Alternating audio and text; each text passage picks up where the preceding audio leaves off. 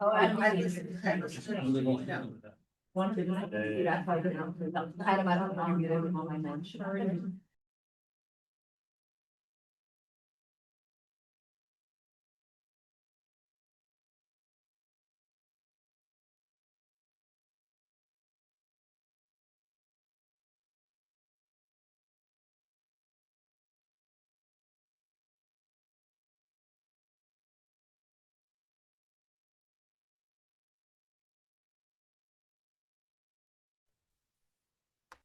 I'd like to call this meeting of the Board of Education to order.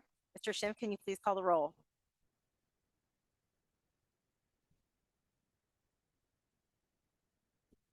Dr. Braddock. Here. Ms. Sherfain. Here. Ms. Cummings. Here. Dr. Dreisen. Here. Mr. Greenbaum. Here. Ms. Manzano. Here. Ms. Palmer. Here. Ms. Stern. Here. Ms. Winters. Here. Thank you. Public notice of this meeting pursuant to the Open Public Meetings Act has been given by the Board Secretary on March 11, 2026 in the following matter. Posted notice on the school bulletin board at the administration building, posted on the board's official website, transmitted to the clerk of Cherry Hill Township. Please be advised this meeting is being recorded and live streamed. All rise and please join me for the Pledge of Allegiance. I pledge allegiance to the flag of the United States of America and to the republic for which it stands, one nation, under God, indivisible, with liberty and justice for all.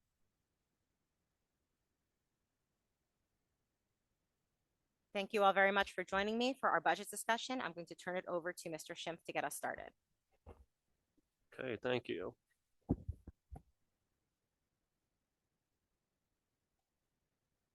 Oh, can we turn sharing on too, Kelly?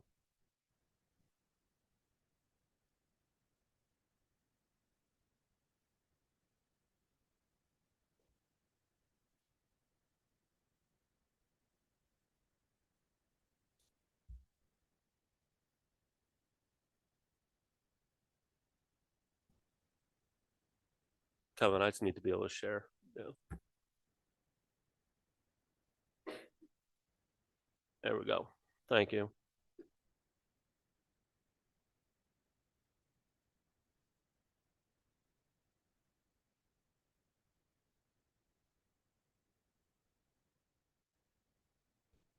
Okay, thank you. So this evening, thank you again, all of you, for coming out on a Thursday, a little atypical for this special meeting. So tonight's really more of a discussion. We won't be taking any, or won't be asking for you to take any formal action on the budget. That's actually next Tuesday. But I wanted to, and thought it was important to lay out the current financial situation in which we find ourselves as we move into tentative budget adoption on Monday. And really, this is going to be a reflection of months of work that we've put in to this. I mean, this is a process, as you know, that begins usually in October and doesn't fully conclude until the end of April when the final adoption is made. But this will just give us a little status as to where we currently sit. So just to talk about the process again, and these are things you've heard me talk about again at board meetings since probably October-ish. And what's the problem?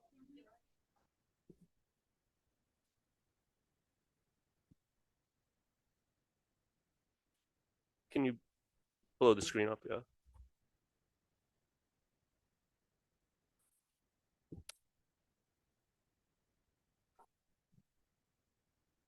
All right. Well, you can hear me, right?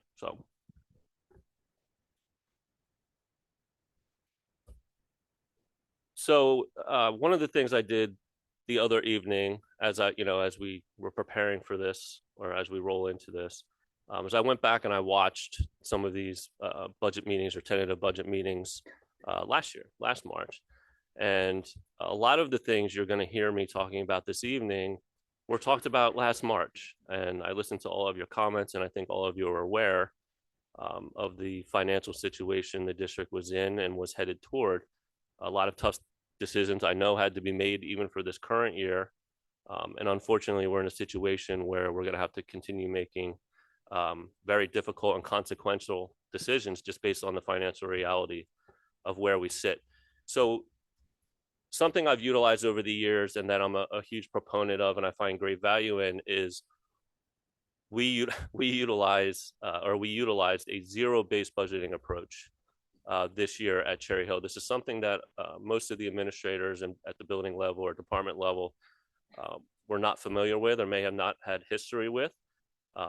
Again, I applaud them for their efforts. They followed all the instructions that I laid out and really put a lot of time and effort into really analyzing. And this is the point of the zero base, is to, instead of just looking at your current year expenditures and simply rolling over those pots of money or adding a couple % each year to their budgets and building it that way, I had them build from a zero base, meaning they're building it from the ground up.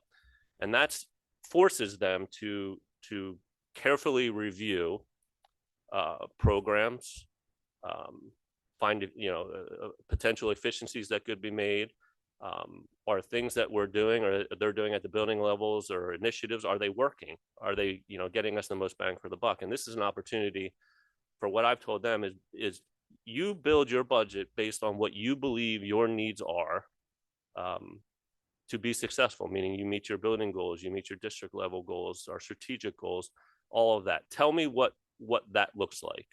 And in the end, obviously, a pot of money comes out. So really it's an exercise, because school budgets are crafted, almost backwards, in that we don't know what our final revenue numbers are necessarily until the state releases our aid figures. And that typically happens at the end of February. This year it was postponed because we have a new governor in place. And if you think about it at the state level, I mean, she was elected in November and just presented a $60 billion state budget in early March. So that in and of itself was a monumental effort, but we also are under a very tight timeline. So even though what the planning process and the building of the budget begins in October, we don't really know where we sit as far as a potential deficit that we may have until we get those aid figures. So we got those on the 12th, so last week. So we've had to make, the good news is our projections were spot on. We were anticipating a 3% decrease to the state aid, because as you know, according to the formula, this year we were basically $11 million overfunded, according to the funding formula. And some of the scenarios we had built, the more devastating ones, were what would happen or what would this look like here at Cherry Hill if the state comes and didn't have a 3% cap on those reductions. And they came and they took that 11 million on top of all of the other issues that we're experiencing from a financial standpoint that I'll get into. Good news is that catastrophic scenario didn't come to light, but we are in fact still dealing with some very serious financial situations. So from that zero base again, and you probably read, within some of the documents I provide to the board in prep for this, we really did a thorough review. And again, I applaud all at the school level and department level, a thorough review of every line item. And here in Cherry Hill, there's over 3,000 budgetary line items that make up our school budget. And we really took a very hard look at everything, right? So everything from supply budgets to staffing to operational type investments, making sure or attempting to make sure that the investments that they're asking for are aligned, obviously, with our goals and district priorities. And I think it's important, that their requests reflect, operational necessity versus what they've just done historically, right? So it's more than just numbers. Like, I mean, we're really looking at, or they were tasked with kind of finding and re-looking at everything, right? And instead of just, well, we've always done it this way. Well, let's see, maybe if we do it a different way, we can get better results or we can find more efficiencies. So they took it very seriously. And at the end, obviously, through all of that, and once we were able to finalize our revenue projections, we realized we had a substantial structural deficit within the budget. And those deficits that we calculated were based on several different scenarios based on what we do with the tax levy. Okay. And the tax levy is an important piece of our budget because it funds about 90% of it. And it's the only revenue source that we have the ability to manipulate. Okay. So several different scenarios were built based on different tax levy scenarios. And by adjusting those tax levy scenarios, they produced different types of deficits. So we went anywhere from a best case scenario of around a $14.5 million structural deficit all the way up to about a $25 million deficit. And I'll get into the reasons for that as we move forward here. So I'm going to talk to you a little about, we have issues on both sides of the budget. We have issues from a revenue standpoint as well as an expenditure standpoint. So one of the most prominent expenditure type issues that we're dealing with this year is the rising employee health benefit costs. We through negotiation with our carriers, we were able to get some of their initial estimates down. At the beginning of the process, we were quoted a medical or an increase on our medical premium of around 27%. Prescription was around 33%. Put those numbers together, and that's over $12 million in increased costs just on our health benefit program. We were able to, through our broker, successfully negotiate a renewal with our medical carrier down to 19.9%, which is about a $7 million increase, and a 27% increase on our prescription plan, which was another $3 million. So we're still looking at roughly a $10 million increase to our employee health benefit line. That's something that's completely out of our control. So the increases that were being quoted are based on our claims history, right? And what loss ratio that creates. So what our providers look at is claims that they're paying out versus the premiums that we're paying to them in. And unfortunately, at the medical level, and we've seen this for the last 2 years, we're running at a pretty high level. So on the medical side, our loss ratio for medical is about 92%, meaning for every dollar we pay them, they're paying out 92 cents in premium. On the prescription side, or in claim, on the prescription side, we're running at roughly 130%. So every dollar we're paying in premium to Benecard services, they're paying out $1.30. So that's what's really driving, that increase. It's claims and then just the inflation on the medical services themselves. And they're using numbers of like 12% for medical inflation, which has to be one of the more significant inflationary categories as far as medical. Vision and dental are flat, which was great. And again, through those negotiations, which were critical, we were able to bring those costs down by another $2.3 million. Unfortunately, it's still a $10 million increase. In addition to the rising healthcare costs, we also have increases to our transportation budget. So each year, we have the ability to renew our contracts. As most of you know, or all of you know, all of our student transportation is outsourced. So we don't own or maintain any of our own buses. So we contract with multiple bus companies or transportation companies to provide those services. Each year, the way it's set up is we have the ability to renew our existing contracts with our carriers up to a maximum of the CPI rate, the Consumer Price Index. This year, that was set at 3.58%. The good news is we started that process early, seeing how things were trending. And obviously now you can see the cost of oil and all of that, which will have a direct impact on fuel costs, which obviously impacts the transportation contracts. But we were able to negotiate renewals on all of those contracts at the CPI rate early on in the process, which is a good thing, because if we had to rebid those routes, we would most likely in this current situation see substantial increases beyond that 3.58%. But the transportation budget itself is, that CPI rate plus some additional routes that we have to add, that's up another $1.3 million. Okay, so just between our major medical and prescription plan increases in transportation, we're pushing $12 million in increased costs. And I want you to think about that in terms of the tax levy. So the only piece of revenue that we look at is the tax levy. If we went up to the tax levy cap of 2%, 2% generates about $4 million. So you can see right there that even if we go to 2%, generate that additional $4 million, we're still in the hole $9 million or have a deficit of $9 million before we even look at another line item, just because of the rising costs on our healthcare plans and our transportation. Throw in contractual salary increases that we also have, that's another $5 million. So think of it again like that. To operate within that 2% cap, meaning the only thing we can control, the tax levy, we can't generate enough money at 2% on the tax levy to cover our contractual salary increases. Okay, so each year we're basically starting in a deficit basis and having to maneuver and reduce other line items just to meet our salary requirements. Okay. So again, just to continue on the revenue side, it's becoming more and more difficult, again, to operate within that 2% cap world. 2% on the tax levy is not 2% on our current year expenditures. Also keep that in mind. So again, I'm going to keep using it.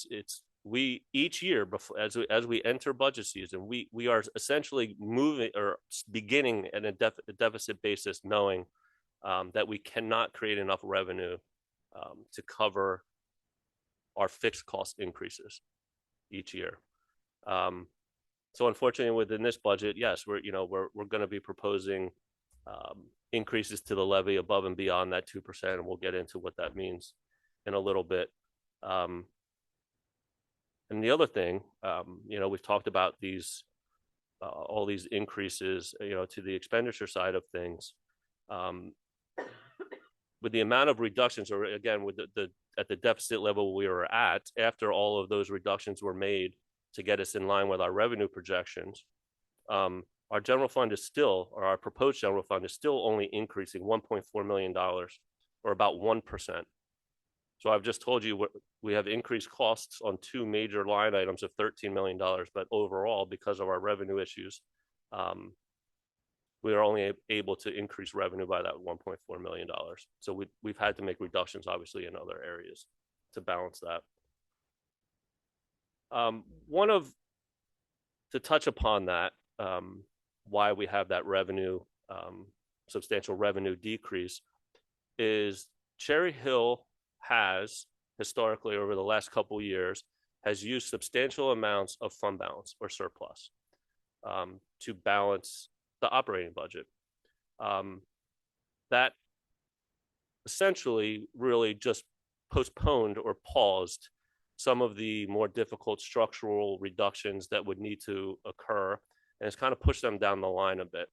Well, unfortunately, in 26-27, that's kind of where we've reached the limit on those one-time resource allocations, in that in this current year budget in 25-26, $13 million of excess surplus, this is non-recurring revenue, okay, was budgeted to balance the budget. This proposed budget, we have about 3.75 million in, and that I can sit here and say is aggressive, or I'm not 100% confident in, because again, we shouldn't have to utilize surplus or fund balance to balance our operating budget. But to go from 13 million to zero, I think is just too much to ask in the 26-27 budget.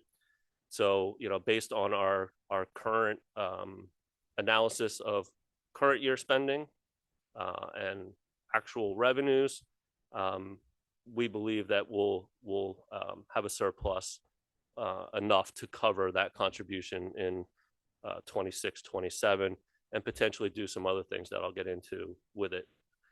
I think the most important thing to know is, by removing ourselves from the reliance on that surplus or fund balance to balance our budgets, and going from 13 million to 3 million, that's something that's going to set us up for the future, right? We will be a much healthier, or from a financial standpoint, we'll be much healthier as we move into future budgets.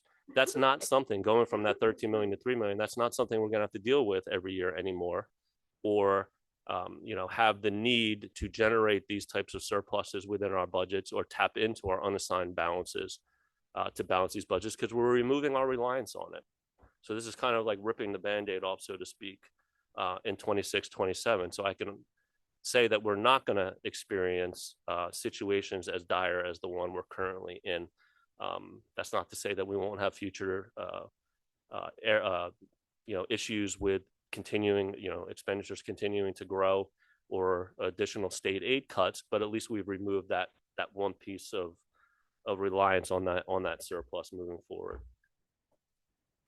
So the other thing I wanted to touch upon, and I included in some of the information I shared with the board members, is the current status of our capital reserve. So we just talked about our excess surplus figures, but we also have a capital reserve fund, which is dedicated specifically to take care of capital type needs. So, facility repairs and things of that nature.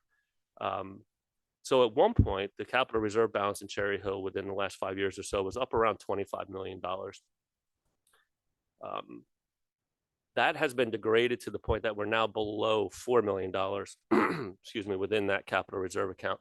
And that's significant in the sense, I want to remind everyone that, when the bond referendum was passed, the decision was made locally that the district would assist with the payback of the principal and interest on those bonds via a $4 million withdrawal, essentially, from our capital reserve account.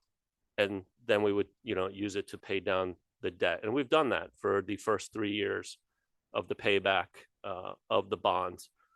But like I just said a second ago, we don't have a balance over 4 million to make that type of contribution. So one of the other things that we're looking at through our analysis of our current year spending and what we believe our surplus will be come June 30th, the state also allows us to make surplus deposits into our capital reserve account each June. So like I said, we have a number in mind of what we're trying to hit as far as surplus in 25, 26. We're going to use 3.75 million of that to balance the 26, 27 budget. And we're also going to try or attempt to get some of those funds into the cap reserve account to get that balance back above 4 million. The other thing that we're going to talk about is whether or not we can continue making that $4 million contribution, or if maybe it's a lesser contribution, or it could be zero.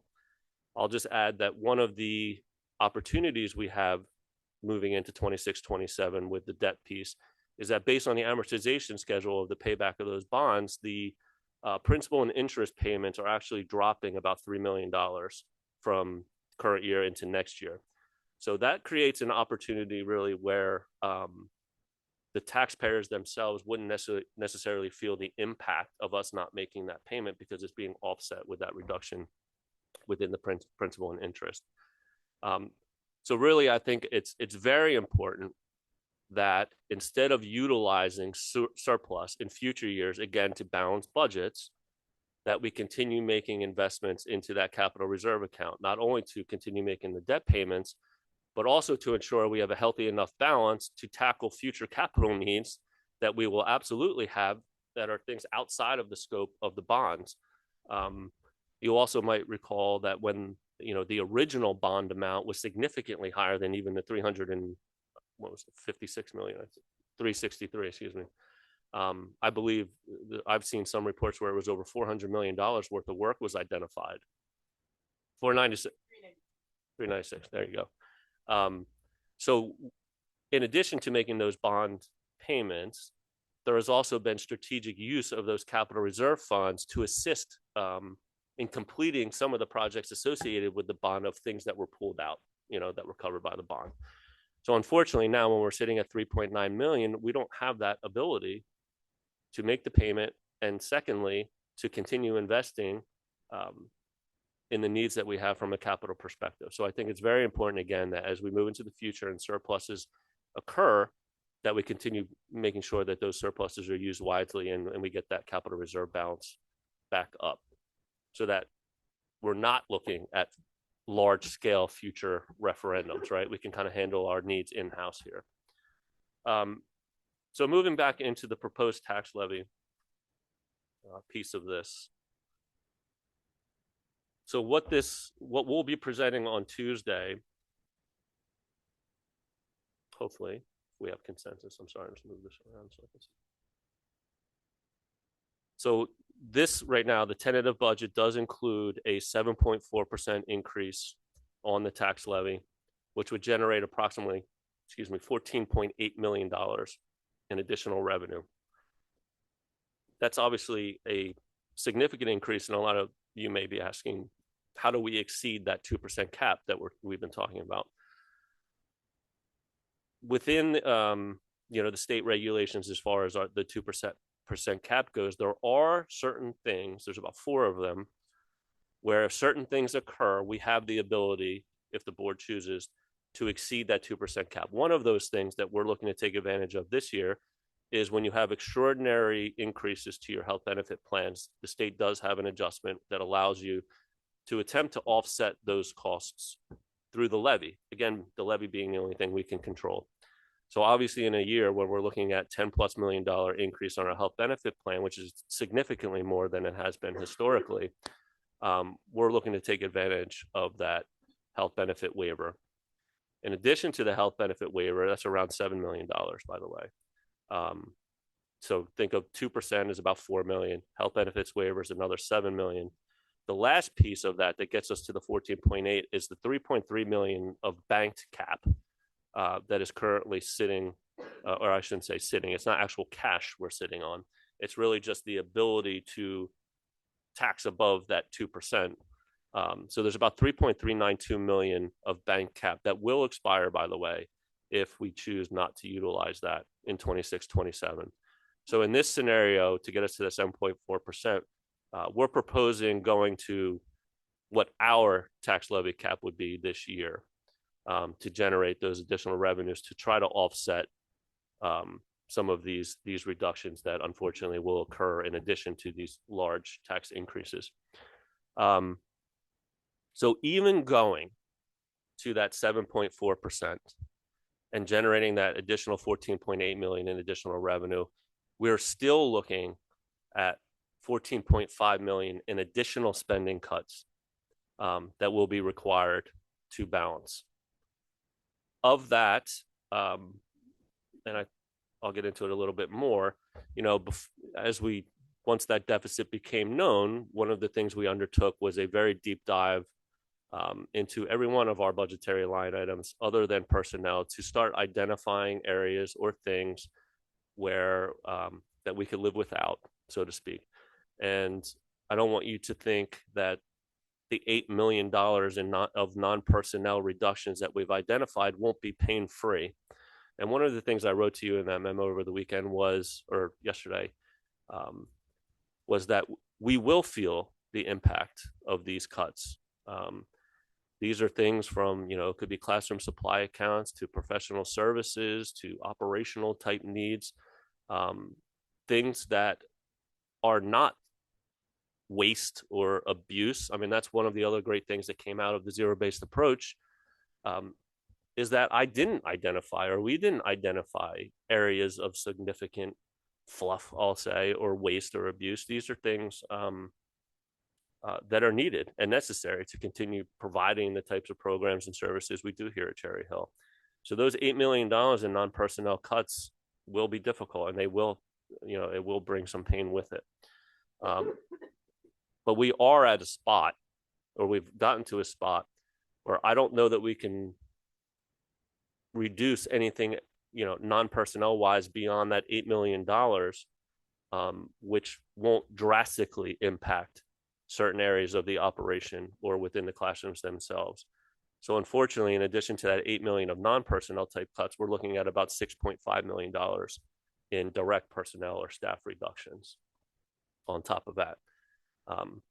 So again, it's important to think about this, from the whole spot. So even if we increase the tax levy 7.4%, generate almost $15 million in additional revenue, we were still looking at almost $15 million in cuts. And the main reason for that, again, is because we no longer have $13 million of surplus to band-aid this problem.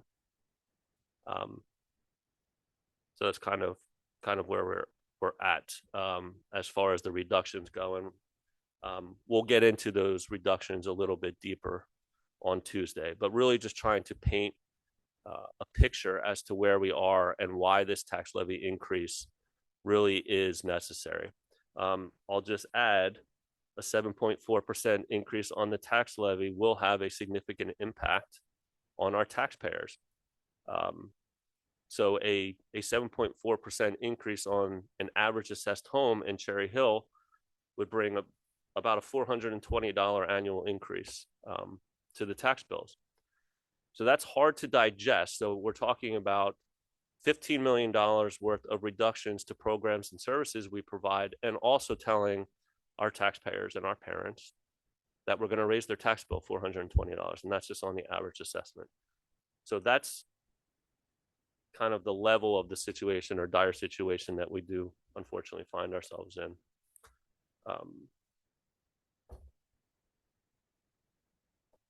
So on the non-personnel side, again, I probably got ahead of myself a little bit, but these cuts were very targeted. Again, we went line by line. We have a spreadsheet with several hundred lines on it of these reductions, very detailed. So we know what we're looking at, but obviously our focus was on really trying to reduce the discretionary type spending and find some ways to reduce that wouldn't have dramatic, classroom type impacts. So again, after the non-personnel type reductions, you have to keep in mind that about, or roughly 80% of our budget is salary and benefits of our people. And that's just the nature of our industry. That's just the way our cost structure is. We're very labor intensive type of industry. So again, after those non-personnel cuts, we're looking at staff reductions in the $6.5 million range. These are certainly going to be very difficult. All staff reductions are. I know we experienced some staff reductions this year as well. But obviously, as we go through this process, where we're looking to find some of these positions are areas that, that we can hopefully reduce through attrition. So whether it be retirements or resignations and simply not replacing those individuals, that's where we're obviously looking first. What doesn't have the most impact on the educational programs, things of that nature. But,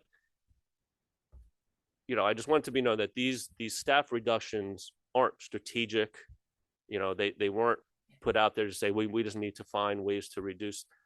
This is a direct result of our financial reality and the deficit that we have. All right. So again, getting back, long-term wise, I think these cuts are necessary. It's going to be a new norm, unfortunately. Here, I think, we obviously will be able to navigate it as best as we can, but it will provide, I believe, some longer term stability where we aren't finding ourselves in these types of situations year over year. But like I said, these fixed cost types of increases will continue, whether it be from our medical insurance side or salary increases or, energy, electricity, gas, all of that. So we have to continue as we continue building budgets year after year. We have to, continue this process of being thorough, really looking for efficiencies wherever we can find them.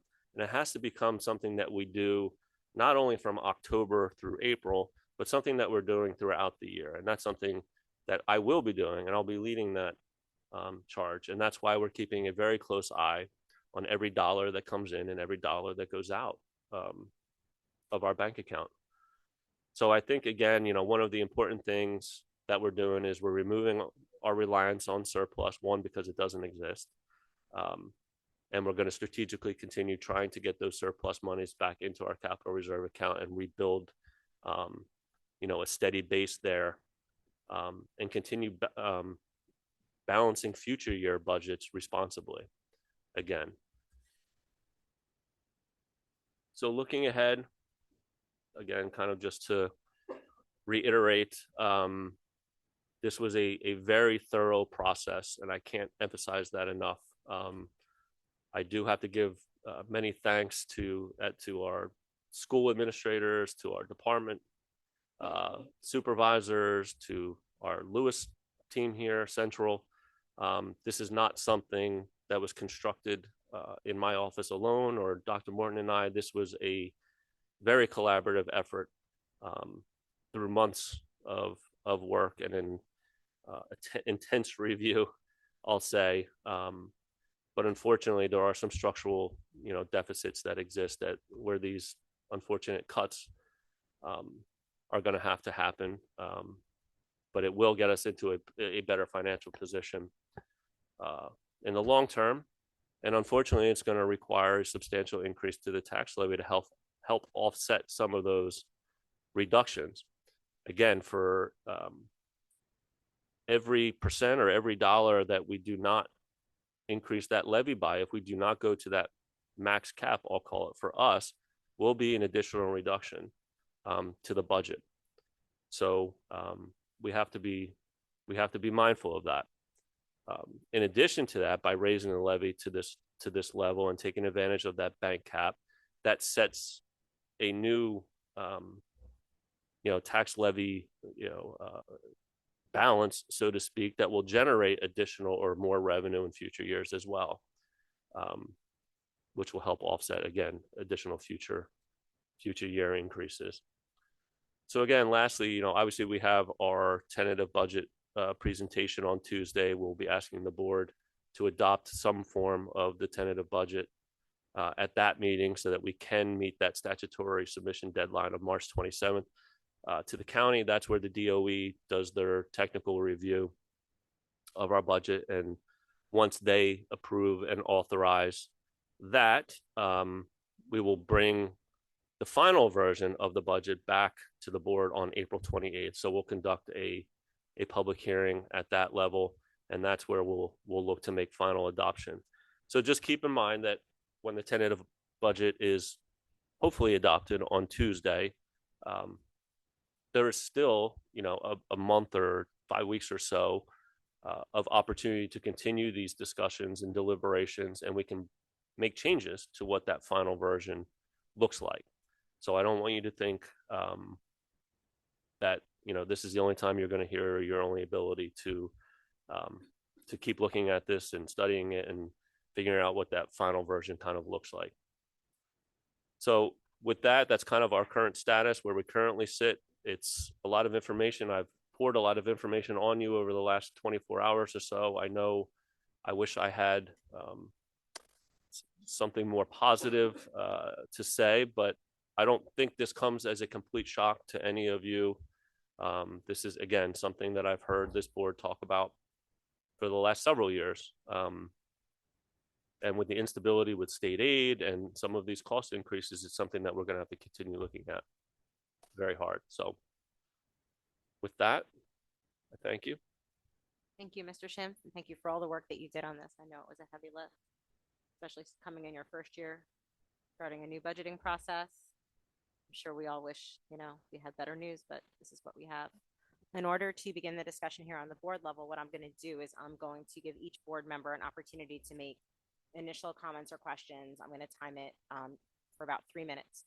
And the purpose of this, starting this way, is so that everybody can kind of get their thoughts out on the table, because I don't want us to go down one path of the conversation and have other members feel like their conversation, their idea didn't get put out there. So I'm going to give everybody sort of an open opportunity. I'm going to time you just so we can start to get a sense of where everybody is and what the key questions are that the board wants to deliberate tonight, because this is really our moment for conversation.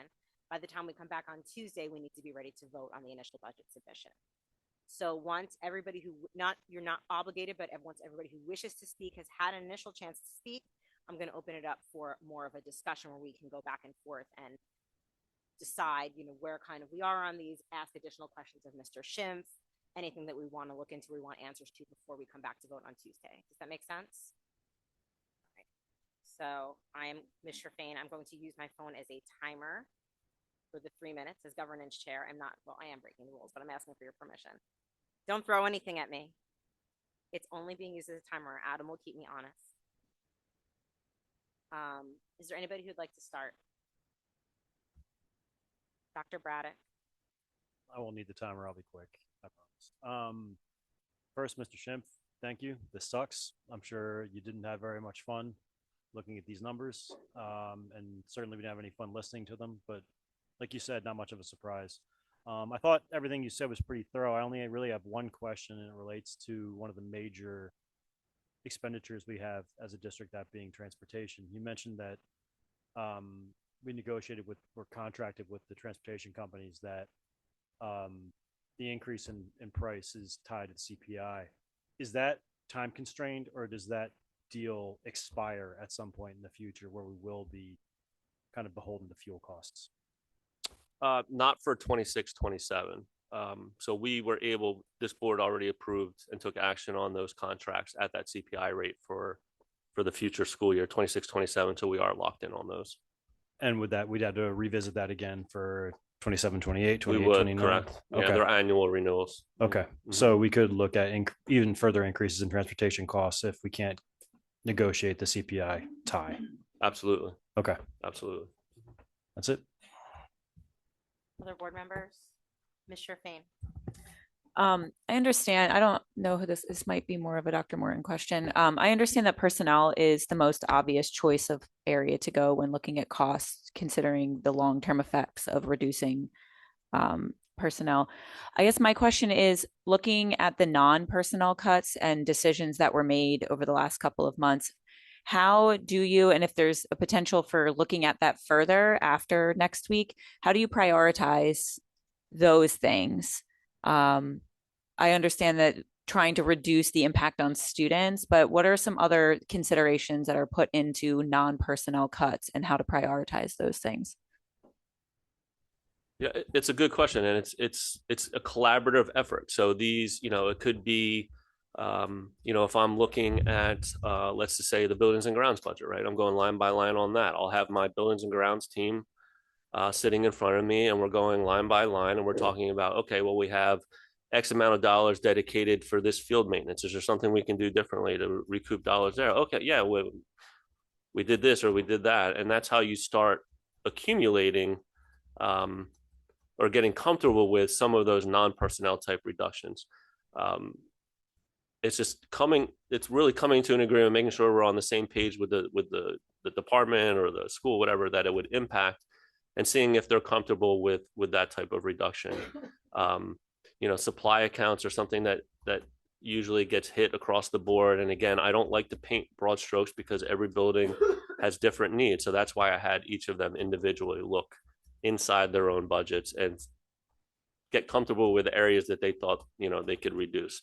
So it's, again, transportation, we're going through the transportation routes and we're trying to find efficiencies, and we're looking at, again, I know you've had this conversation, it's not a popular one. We're looking at what, moving those mileage things and reducing courtesy busing, what kind of savings would those generate? And with the type of savings that it would generate, would that outweigh the displeasure that would create with our parents, things of that nature? So every reduction is looked at, talked about, the impact of that reduction is discussed, and at the end of the day, just hard decisions have to be made. And sometimes it could be as easy as, looking at a line item and just looking at historical spending. Again, that's not what I asked them to do. I asked them for what they believe their needs were to be. But if you have, an account, especially when we're looking at a deficit of this size, if you have a line item that is, let's say 15, 20% higher than it was in the previous year, we're going to talk about those first, right? That's where those conversations begin, and seeing why, is it that much higher, and what is it you're looking at there? And again, those conversations have been going on for weeks.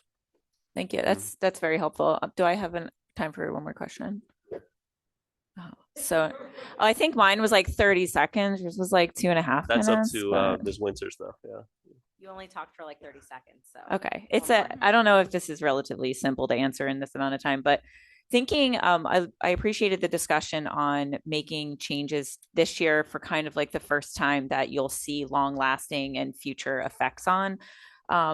I know, I don't remember what committee it was in, but we had recently discussed that the governor is, or the state is potentially looking at the formula itself, which even if they do, wouldn't really have impact for another probably 2 years or so. in the event that we make a decision this year to increase this amount, just to cover the residual of what you didn't cut, obviously increasing it is still including a lot of cuts. And 2 years from now, the formula is magically fixed and we do see more of a revenue stream that's consistent with the needs of our district. Would the things that you're doing today, I don't even know if this discussion is being had, but I guess what I'm asking is the discussion being had that the decisions that are being made this year and probably next year and previous decisions, would they remain in effect so that if we're burdening the taxpayers year after year after year, upwards of 90% of our full budget, is there opportunity in the future that if we do see more money from the state, that we could reduce that tax burden? Or I guess the part that I struggle with, and I struggle with this every single year, is that it's not just a 7% increase on like what I bought my house at 5 years ago. It's 7% on the 2% last year, on the 2.5% the year before, on the 5%, like on the percentages that keep coming. So is there any possibility that we would see any sort of relief from that, assuming and having to assume that we were to see something more beneficial from the state, like more increase from the state? Yeah, I mean, the simple answer to that is yes. That opportunity will exist, but like I said, we're going to have to look at each budget as they come. So would there be if all of a sudden, you know, we received an influx of state aid, would there be an opportunity to look at the tax levy or potentially reduce it? Yes. Whether or not that's recommended or that comes to fruition, that, you know, that's hard to say. But what I don't want to do is, again, rely on those non-recurring type revenues to balance budgets or to add positions or other things. You know, coming from the last district I was in, that was, you know, similar to Cherry Hill, we were all out on the road together petitioning the state for more aid. We were critically underfunded. And once we started receiving those state aid increases,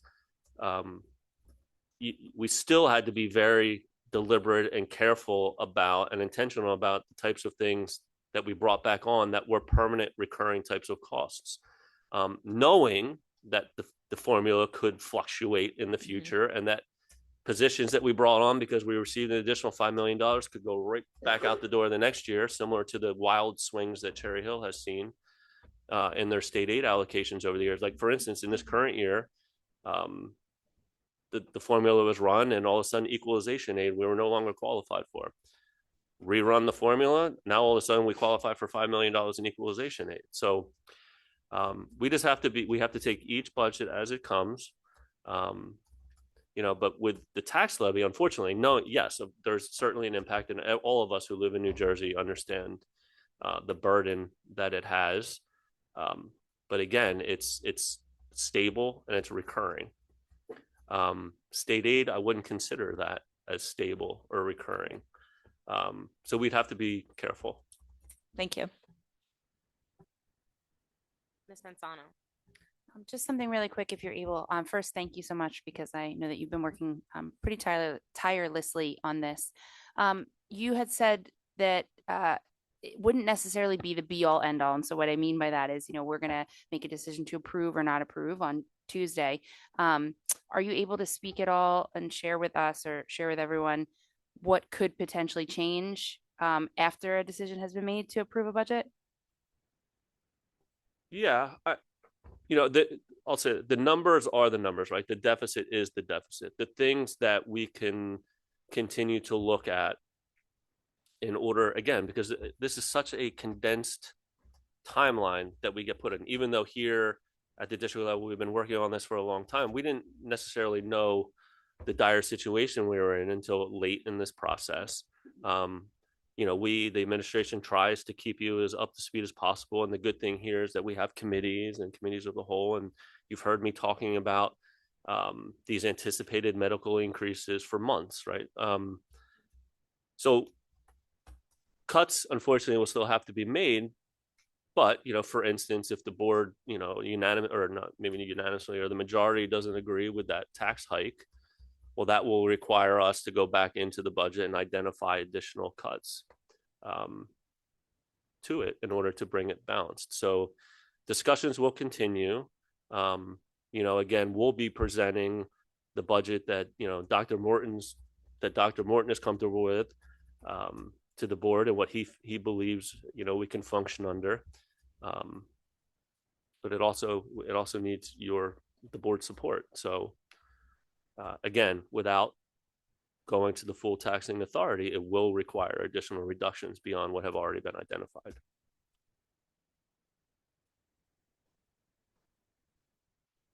Mr. Greenbaum. Thank you. First, I just want to say thank you very much to Mr. Schimpf, Finance Office, and administrators across the district for all of the work going into this budget, particularly the analysis of our current financial situation and thoughtful approach in identifying a long-term path forward. I don't have any questions. I've certainly been asking them nonstop for the last at least week. But I did want to highlight some items under the key drivers of rising expenditures. We talked about how employee health benefits have gone up by 10 million, and yet we didn't get any additional state aid to cover that. All we got was more taxing authority. That means we have permission to pay for it ourselves. It's the same discussion being had in districts across the state. Increasing transportation costs. They go up by the CPI every year, and there's no promise they won't go up by more. They went up by about 700,000 in this budget, yet the state cut our categorical aid for transportation by $1 million. We talked about special education cost growth and the increasing cost and needs of our special ed population. We got cut $4 million in categorical aid for special ed this year. This year, our starting point is a deficit of 29 million. That's slightly more than our total state aid was last year. And instead, we got a 3% cut. These increases are unprecedented and unconscionable, and we need a sustainable path forward. Thank you. Thank you. Dr. Dreisen. Thank you. One question and then one brief comment. First, and really just, so again, echo the thanks for all the hard work. Since we're in a public context, one thing I didn't hear, Mr. Greenbaum actually just alluded to it a bit, but I wanted to give you an opportunity just to address, is the challenge that you've been talking about tonight unique to Cherry Hill? Yeah, thank you. Certainly not. I just had a roundtable with all the other business administrators in Camden County the other day, and I can tell you they're all going through a very, very similar situation. Health benefit costs are crushing, not just school districts, but I mean, in this sense, they're crushing school districts this year. All schools are experiencing these types of increases, and they're all dealing with the balance between, having to tax more and further burden the residents and make some very difficult cuts at their program levels. I know the boards of ed in these other districts are struggling as well. And my guess is there's going to be boards of education that don't want to adopt these types of budgets. And I understand that. But no, we are certainly not alone in this. And we're all talking about the same types of things and reductions and anger about the crazy fluctuations in the state aid funding levels and so on and so forth. So we are not unique in that sense. Thank you. And then the one brief comment, and I go back and forth on whether you meant to share this because I don't think it's particularly productive. And this may be more for the communications committee, but just to consider, one of our roles as boards is to be that liaison with the community. And even tonight we're seeing it. So I say this with positive intent as we're going through the budget process moving forward.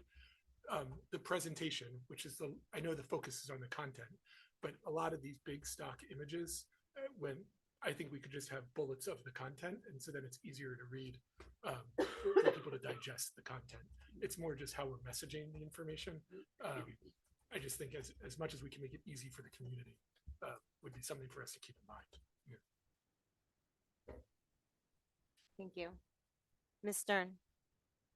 A few comments and a few questions. So if you would be generous enough to kind of start and stop, because I don't want to Be No charged deal. for, okay. Okay. I yield my- Thank you. So no, not that, just the answers. So I can throw them all out at you at once maybe, and then we can take it one at a time. Just, I think emphasizing the point, that 90% of our budget is coming from taxpayer levy. Several years ago during fair funding, it was, the average around the state was 65%. And that was like kind of the goal, right? When we were severely underfunded. Here we are, and this is like now the standard. I mean, it's just unconscionable, which is a word that I've stolen from Mrs. Palmer. So full disclosure. I think that speaks to conversations that need to happen in Trenton. And I believe that's something I was going to ask Mrs. Winters to touch on after, as one of my things, what are we doing in Trenton? What are we trying to do? What are we as a community?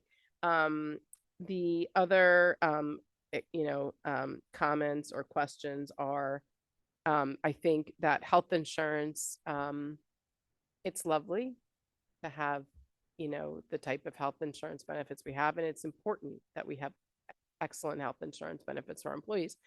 It's also, it's crushing us, as you said, Mr. Schimpf. So, and as someone who works in healthcare and sees directly what are the standards of health insurance around this country for the average worker, no matter how underpaid or well paid their job is, it's vastly different from our health insurance benefits. And it's a lovely thing, but I don't see that as being sustainable. And I think, when we are asking, we have to ask all of our stakeholders to be part of this. Our taxpayers are one group. We're asking, there's going to be a burden in all of our buildings because of what we're talking about, the reductions, but we have to really, going forward, I think we really have to, we have to ask all of our stakeholders to have a more realistic approach to, what we're doing, because $10 million is beyond. So that's more of a comment. And if you have anything to say to that, Mr. Schimpf, I welcome that. I also wanted to specifically ask you, Mr. Schimpf, if you could answer the question that comes up a lot, which is, we added preschool in several years ago, essentially working towards universal preschool. If we cut that out, if we stopped offering that, would that improve our situation financially? How would that impact our budget to cut that out? Because it's a question that does come up. So I want to make sure that we kind of ask that question. So yeah, I mean, if you can speak on the health insurance benefits, what are some opportunities that, maybe we as, all of our stakeholders collectively can come together and make an effort on, if there's anything you can offer, ideas for that. And then also the question about preschool, and then Mrs. Winters about the advocacy in Trenton. That's it. I made it. She did. Well, I'll start with the health benefit plans. And this is also a frustrating thing that came from the state level. So right now we're operating under the Chapter 44 law, right? Which basically legislated and took collective bargaining out of the mix, and legislated the health plans that we can offer our employees. Not only legislated the health plans, but took away our ability to even negotiate anything within those plans with our unions, while Chapter 44 is in place and until it sunsets, I believe in 2027 next year or 2028. So yes, they're very good or high level health insurance plans, but it's something or a predicament the state has placed us in that we don't have the ability to sit down with our unions and negotiate efficiencies or cost savings within them. There are certain things, or there's very few things that we could attempt to negotiate with them. Some of that's on the formulary basis on prescription, but we don't even have the ability to negotiate, sit down and even have a conversation about, say, copays until Chapter 44 is out of place. And in addition to mandating those plans, they also mandated the employee contribution level. So under Chapter 78, when that came in, I believe that was 2010 or 11. That was the first time where really public school employees contributed towards their health benefit plans. And from where I sit, from the finance side of things, that was a huge win that Chris Christie, I believe, got done. And Chapter 78 helped, kind of stabilize the health benefit cost increases, because Chapter 78, we were paying a percentage of the premium. So as every year, if we had large scale increases on the premium side, the employees' contribution would go up and they would bear a part of that burden. Now, in the Chapter 44 world, people are paying a percent of their salary. So in a year where we have this monstrous increase to our health plans, we're not able to offset any of that increase on the contributions that our employees make towards it. So Chapter 44 has really rolled back a lot of the good that Chapter 78 did. And again, that'll be an unpopular statement. No one likes, having to pay more towards their health benefits, but it's something that had to be, unfortunately, legislated, because it wasn't something that school districts were getting done at the bargaining table. Preschool, the district is receiving upwards of, I believe it's like $14 million of state aid towards our preschool expansion and our preschool program this year. That's not to say necessarily that there aren't some costs that are that the general fund or the operating budget is funding. So to answer your question, if you eliminated preschool, would there be some savings on the operating budget side? The simple answer is yes, there would be. A lot of that really falls into the transportation category. I mean, the way the preschool aid is distributed and the way, it's legislated and what we're allowed to budget and all that, unfortunately, that aid will not bear the full cost or the brunt of the transportation requirement with it. There's also the requirement when you have that preschool program that we have to contribute towards the special needs students or the special education population. So again, the short answer is if you eliminated preschool, yes, there would be some cost reductions to the general fund side.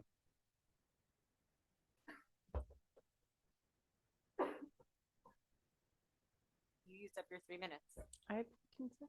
What? Let's go around. This is not the end. This is just giving everybody a chance, and then there'll be discussion. Ms. Palmer. So Mr. Schimpf, again, I appreciate the approach that you took here. I think it's clearly $8 million, even though they're not cuts, they're not painless cuts. That's meaningful savings. And I appreciate that line by line zero-based budget approach yielded at least that much. It's $8 million less that we have to put on the back of our taxpayers. You touched on at what administration is recommending at, 7% increase. I think for the benefit of, because the question was going to be, I don't think anybody here at this table wants to do that. But this is a year where it's like, which pain do we want to inflict and on whom and where and how much do we want to hurt ourselves and how? What would it look like just in numbers? Devastating is an understatement. What would we potentially look at if we came down from that 7%? And then on the flip side, what conversations have there been around opportunities for new revenue? So I'm thinking like, we've got these beautiful new APRs. Do we have fee structures in place to rent those out? Is there an appetite for things like that? Not that those are predictable revenue sources and probably not that meaningful if you're talking about $14 to $25 million in deficit. But at this point, I think we're in a situation where we just need to start looking at all the things. Yeah, the best way to answer that is for every dollar that we reduce the levy increase by is an additional dollar we have to find in the form of cut. So as we talked about in executive session around the personnel side, you saw what some of that looks like. That will only intensify if we we don't utilize, the tax levy to its fullest extent. So additional reductions, I can tell you, will change the way, significantly change the way Cherry Hill Public Schools operate and the way they look. It will touch everything, from class size to buildings and grounds to transportation to direct classroom instruction. It'll touch every area of the budget, unfortunately. What was the second piece? Revenue. Yeah, again, I think I'm always looking to maximize and achieve as much revenue as possible. Yes, our buildings are constantly utilized and we have fee structures in place, but each year we're generating, $100,000 in facility rental. We're talking about very small, minuscule things, and there's already a fee structure in place for our students at the athletic and extracurricular level. That's painful to parents as well when you tell them you're raising their taxes, and we've tried to stay away from that fee. But even those fees alone are only generating $150,000.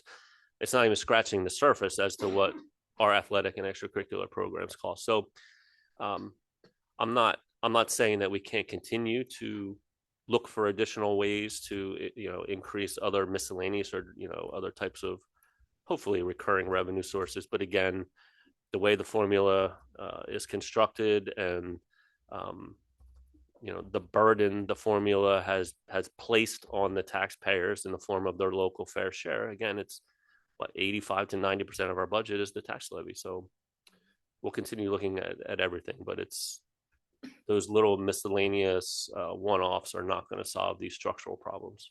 Understood. Did I have any time left? If not, we'll come back to me. It's totally okay. Yeah, you only used about a minute and a half. Okay.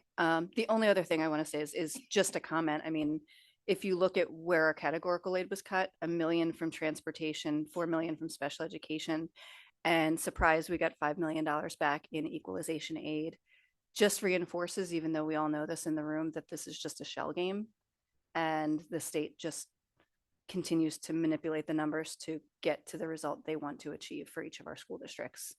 So again, I hope that everybody who has the power to do so is going to make their thoughts known, not just here in the boardroom, where you absolutely should continue to do it, but put more pressure on our representatives in Trenton than we have historically done in the past as a community, and demand that they meet with you, that they talk to you, that they give you the time and respect that we deserve as equal taxpayers, because we are absolutely not equal recipients of the tax money that we pay.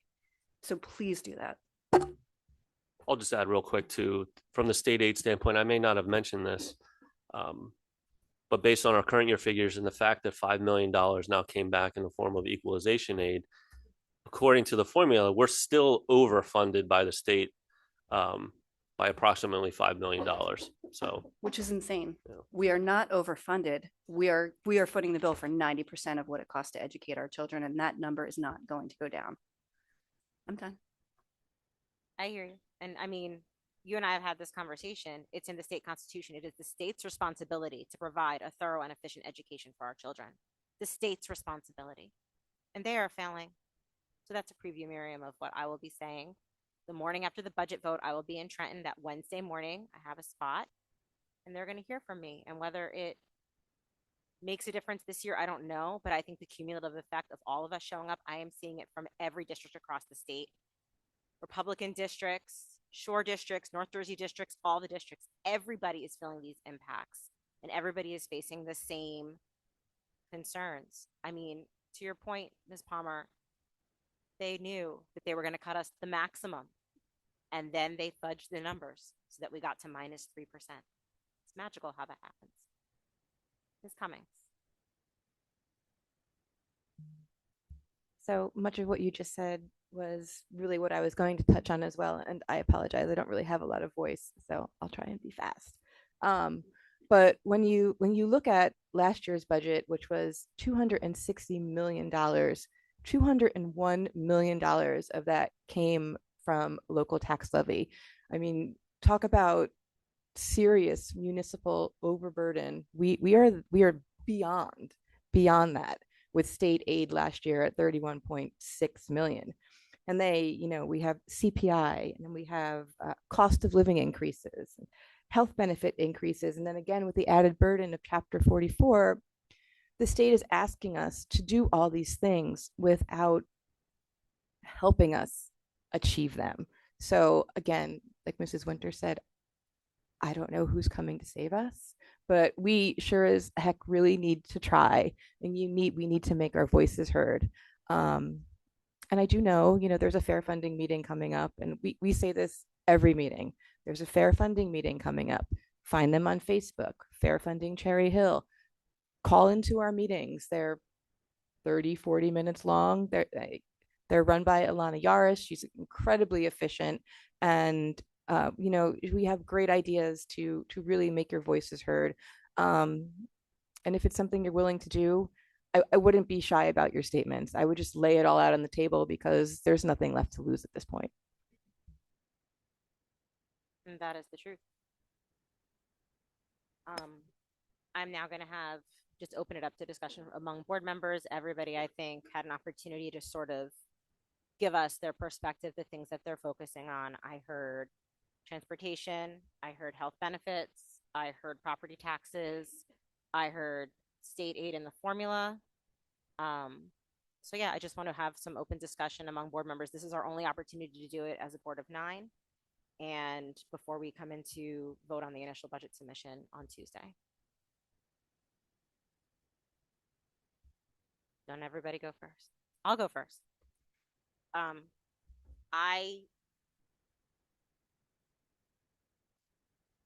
not really sure what to say. As somebody who worked in Trenton for a long time and knows the legislators that represent this district, I think they have a moral responsibility at this point to do what their job is, which is represent us. And I don't feel that they are. It's not like, for us on here on the board, we are elected to the board. We are elected as board members for all the kids in all the schools in all of Cherry Hill. We represent all of them. That's not the way the legislature works. Our legislators are elected from this district to represent our interests in Trenton. And I can't see that that's happening. Cherry Hill is the largest district in South Jersey. We are larger than Camden City at this point. There is no way that we can make this budget work when we are being asked to fund 90% of it.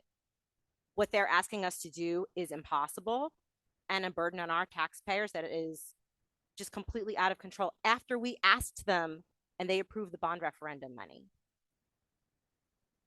Our legislators need to do their jobs, frankly, because this isn't a problem that we can solve ourselves. We have one lever, and it's the property taxes. We don't have a multiplicity of ways to fund this budget.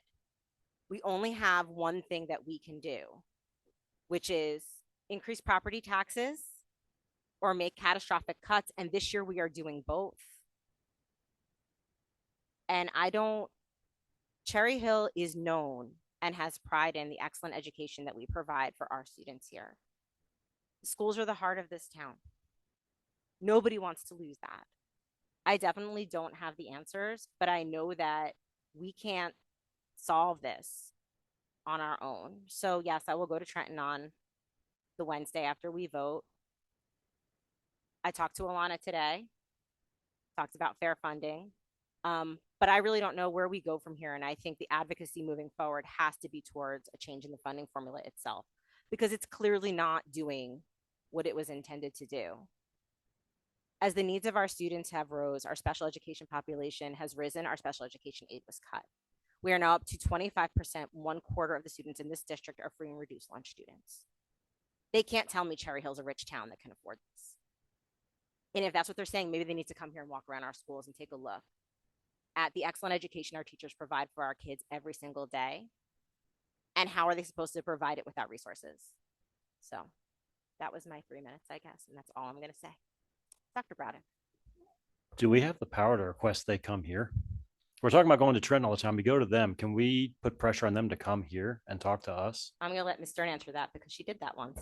Yes, we did, actually, as a citizen, during my involvement with fair funding, and I want to say it was probably 2017, I'd have to look back, having conversations with our local representatives, small meetings that we had with them, we said, come to our district. And the acting commissioner of education, the top person at the DOE, came, visited several of our schools. It was a powerful moment. It didn't change the funding at all at that time. There was a change in the law for the entire state the following year. But yeah, I mean, having been very involved for many years in Trenton, just in terms of advocacy and local level, I mean, all of our calls, I shared, some of people on the board asked me, well, what was it like a few years ago? And I sent the slides that we had, of the presentations of things that we did. They've come. When I say come here, I mean, come to a board meeting. Well, they've seen our Listen. schools. They actually, Dr. Morton, you would know because you were more involved back then with the administration. But the acting commissioner went to Cherry Hill West. I believe Dr. Morton, do you recall the schools that he visited? I don't recall all of the schools, but he definitely did come by Cherry Hill West. I do recall that, and visited a few others. That was Dr. Repillette, who was the commissioner at the time. And that's great. But what I'm talking about is face to face with us and face to face with people out there. So that's what the testimony is at the budget hearings that Mrs. Winters is going to. That quite a few of us, some people in the room, and we've gone to year after year in Trenton. We go to them and we attend their committee and we have opportunities to speak. You can speak more about that, Mrs. Winters. I would like to read from an email that I received as a constituent of Assemblyman Louis Greenwald, who is currently the majority leader of the Assembly. This is from his email as a constituent that I received. We were also glad to hear the governor's commitment to working towards an improved school funding formula that better serves districts like ours. That's our district. He represents us. As our local school districts begin developing their annual budgets, we will work closely with them to assess how the state aid numbers impact our students, teachers, and communities. I suggest we let him know. Ms. Palmer. I would also remind people that the same majority leader, Assemblyman Greenwald, visited and read to Russell Knight Elementary School during Read Across America Week just a few weeks ago. And he himself is a product of Cherry Hill Public Schools. And I would like to know, just rhetorically, how he would have felt if his own kids were in our district and their schools were facing these kinds of cuts, or how his parents would have felt if Cherry Hill East had undergone those kinds of cuts when he was a student. I think it's a great question, Kurt. To your point, there's nothing that stops any of us from inviting them to come to a meeting. We would see what the answer would be. Madam President, may I? Sure. It's a public meeting. They can come. Yeah, my point is, I know they're going to the schools and talking to people and stuff, but I've been moved by the public in here myself. Not that I'm saying they would, but I think it would be a powerful image to have them in here and hear from parents, hear from teachers. We can try. I know it's not going to matter. Ms. Sherfain. So as far as budget goes, I feel like at this point it is what it is. I don't really have a whole lot more to put in to the conversation because we're obviously in just a terrible situation. But I feel like every single year we sit here and we get stressed out that the state doesn't listen, the state doesn't do anything. But I just want to remind everyone that the public is who puts those people in place. So if they're not doing what we want for them, why do we continue to put them there? And we can go to the state, we can go to the Senate, we can sit there and we can cry about everything, but they're not doing what they need to do. So just keep that in mind. We seem to be harder on who we put in these Board of Ed positions than we do at the state. And that's where they're really going to hear our voices. Don't continue to put them in those positions. Anyone else? Ms. Palmer. Sorry, I know that I'm making a lot of cuts. I also just want to make sure that the public understands that I feel like there's this tendency, like we talk about how are we making these cuts? So we talk in terms of like personnel savings. And I don't want there to be a misunderstanding that we're just okay with that. Like that's not where we want to cut. It's just, as you stated earlier, Mr. Schimpf, 80% of our costs are people. Those cuts are people. Those cuts are jobs. Those cuts are the teachers who are educating our kids, ed assistants that are in the schools, front office staff, support, admin support, whatever that ends up looking like, they're people. And, I'm cognizant of that. But even if we dropped it all the way down to, we're recommending the maximum, and it's still a lot. And personally, I am sorry that is a decision that we're going to have to make. So I just want to say that for the record, because I think that gets lost when we have these conversations. We are all very conscious of that. We all have or will have or have had kids in the schools, and we're deeply, deeply appreciative of the work that is being done and the quality of the education that our kids are receiving and will receive regardless of what this budget looks like, right? Like, life goes on, kids are resilient, our schools are resilient. It is terrible, but our kids will still get we will find a way to make our education fantastic for those kids, even as it looks different, because I get the sense that it will look different moving forward.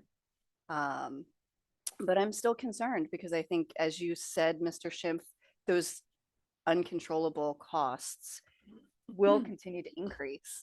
And the only levers that we have are tax levy and personnel. So I just personally don't know where we continue to go from here. But it's not good. So that's all just food for thought. I don't, this is tough to wrap my personal head around. We knew that it would be. I've just got a lot to sit on and think about this weekend.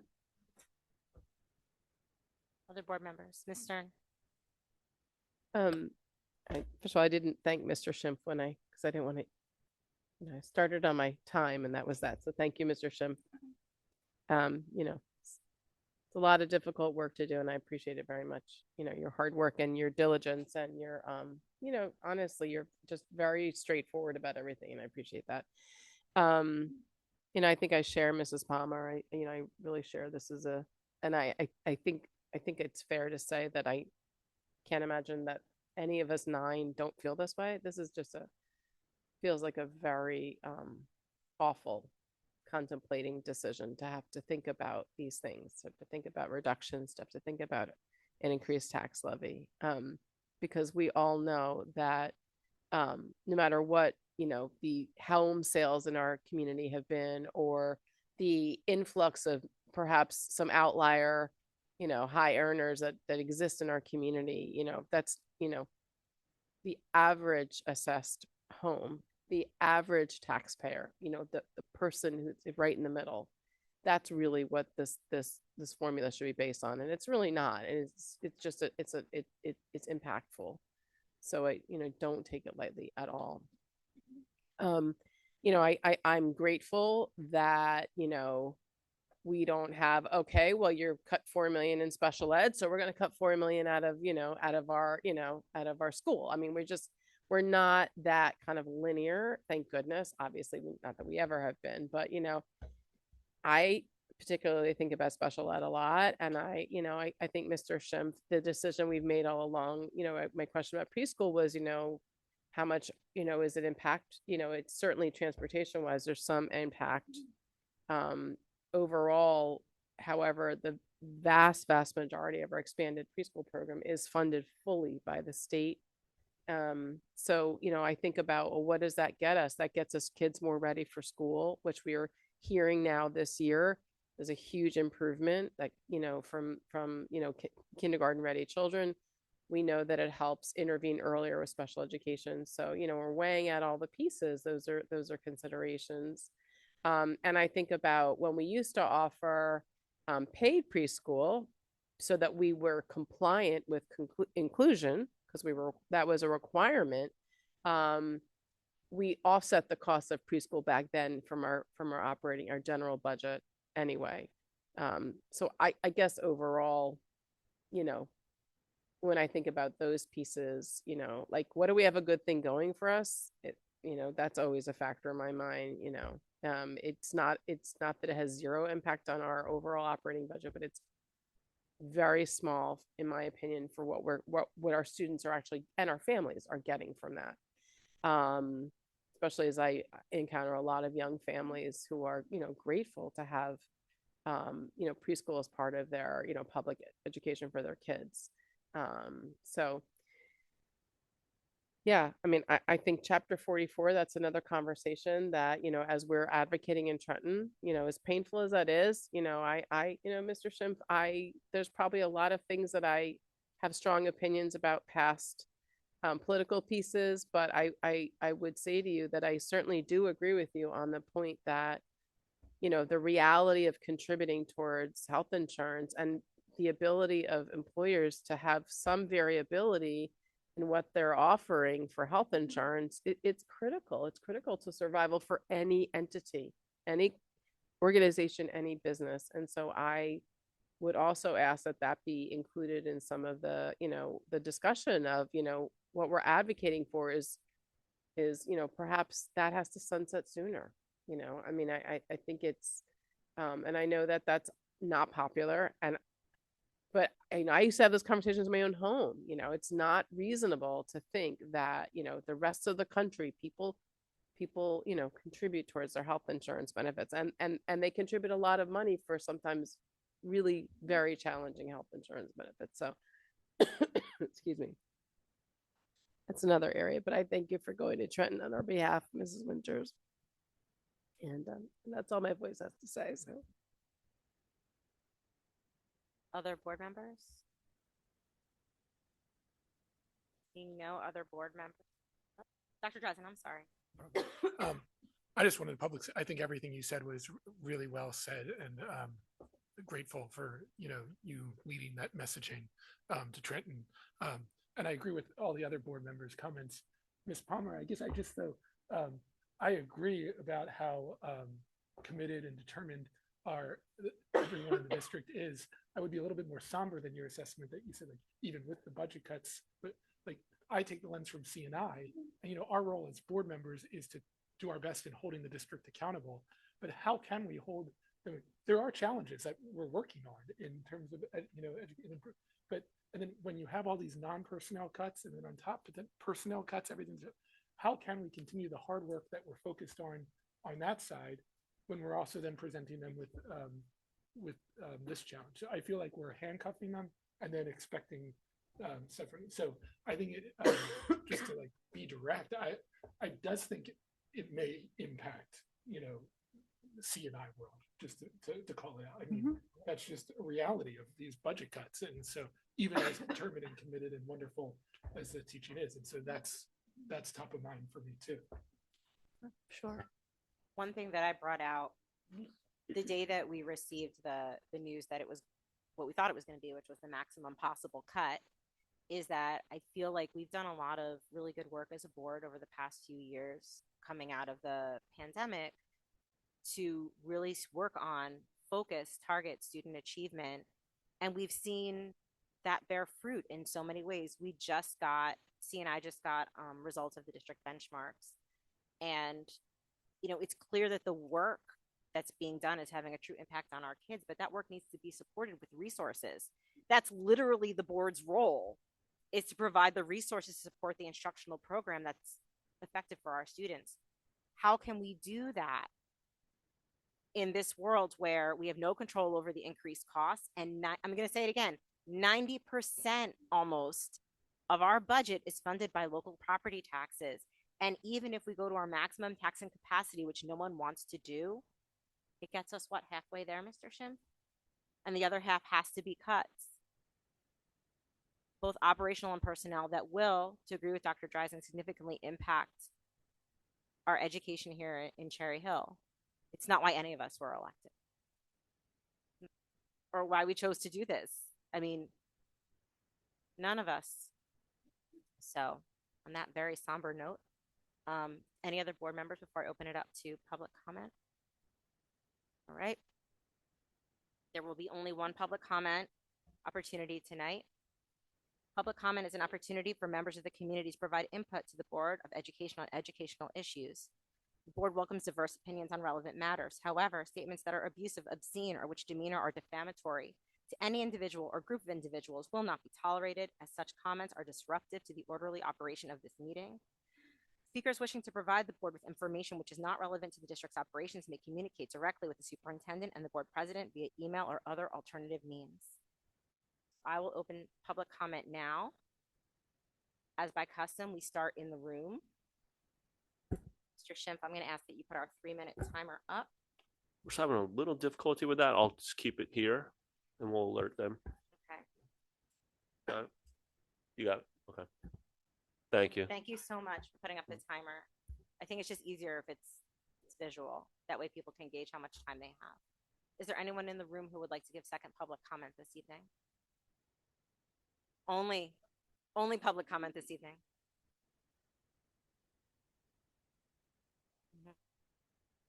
We always welcome you, Ms. Jocelyn. Please state your name and municipality. You have 3 minutes.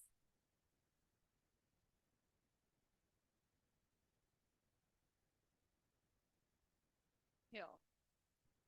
I had a couple of questions for you and a couple of observations. I appreciate the idea of having someone come to our district. And I would remind you, we have a new commissioner of education, and she's from Texas, so it's not homegrown like Mr. Repollet. I suggest you invite her. You also probably learn a lot about her ideas on literacy from that, which we all know that will be helpful. In addition, we have a very recent board member on the State Board of Education representing Camden County. I don't know that he's been here to visit us. And he also was connected with Fair Share Housing. So I think that would be a very fruitful way of engaging in additional questions that may be going on in terms of our enrollment forecast going forward. So I mentioned that to you. I had some concerns. Last year there was delay in summer funding. And we were able to cover that and then eventually get money.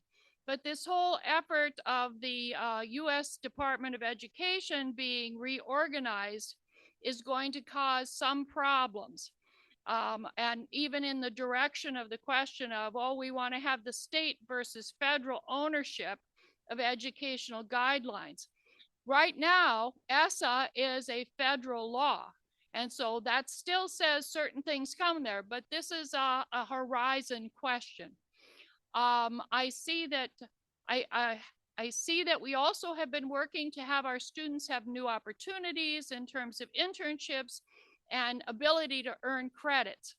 I have not heard lately about our memorandum of understanding with Rutgers, but I will remind you that there are some programs that have been on your back burner that are beneficial to the students, and you should at least have some conversations about how those things are impacted by these proposed cuts. I'm aware that there's been a conversation with the Cherry Hill Township, and I think those things should be pursued. I wondered whether, I note as you have retirements, and since you tell me the health premiums are a percentage of salary, those will have an ongoing thing for a couple of years anyway, I'm thinking.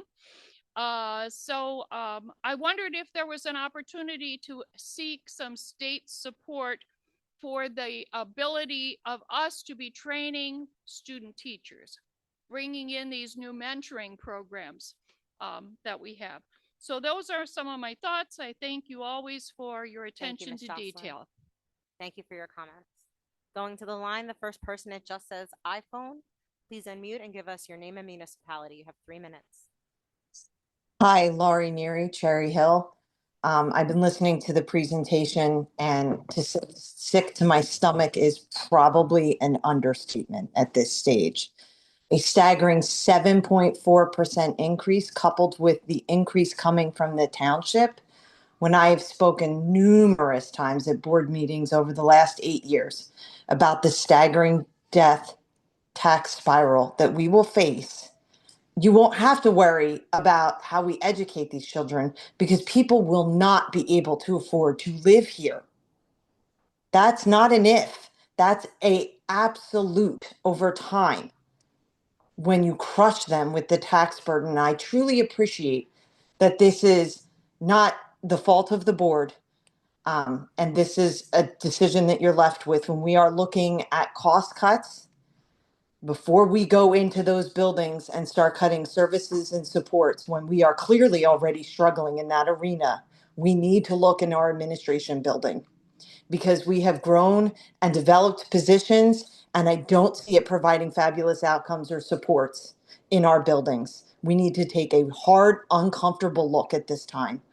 And, you know, as Ms. Stern spoke about previously with going to Repillette, I was one of the community members. I spoke to the Senate committee hearings. I went down to Glassboro and spoke. There were other community members that went to Repillette, Ms. Friedel, Ms. Brombaugh. It was a whole team of people that put together that documentation. And it will never be said on my grave that I am afraid or a little shy to speak on something. I'm pretty sure everybody can be really comfortable in that. So I will say it, I will scream it, I will stand on the state steps if need be. That we went from being grossly underfunded to somehow underfunded is offensive, comical, and shocking. And now, after taking on a massive debt burden, they are looking for more. 90% of our budget, we're damn near private schools, folks, without the benefit. I don't know why we're still sending money to Trenton. It's a disgrace. They need to do better. They need to do more. They need to stand up for us. This is unacceptable. The community cannot bear it. I'll be honest, I don't know how much longer I can. That might make some people happy, but it won't make my kids happy if I have to displace them. So we have got to come up with something, and something fast. But coupled with the township taxes, that's 12%, folks. When the township was looking at 5 and we're looking at 7.4, that's beyond oppressive. It just isn't doable. Thank you. Thank you for your comment. Going back to the room, is there anyone who would like to make second public comment?